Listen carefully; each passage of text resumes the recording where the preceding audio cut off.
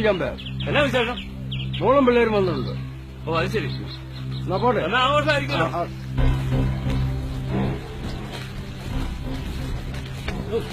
എന്നോട് കൂടാല് ബീഫ് വാങ്ങിക്കരുത് കഴിക്കരുതെന്ന് പറഞ്ഞിട്ടുള്ളൂ.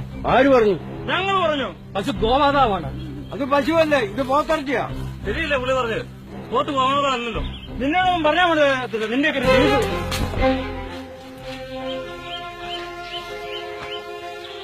ഇന്ത്യ ഭരിക്കുന്നത് ഞങ്ങളാ. ഞങ്ങൾ തീരുമാനിക്കും മാതാവാരാ പിതാവാരാന്ന്. ഇനി എങ്ങാനും ബീഫ് വാങ്ങിക്കുകയോ വെട്ടുകയോ ചെയ്താൽ എന്താ അവർ പെട്ടാവോ?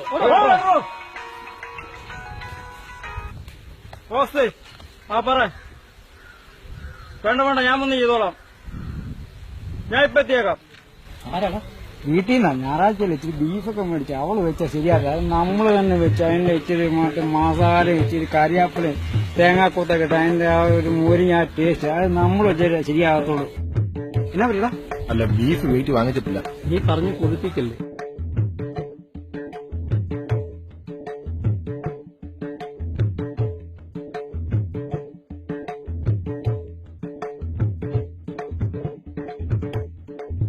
ഗോമാതാവാണ് പോലും. ഗോമാതാവ്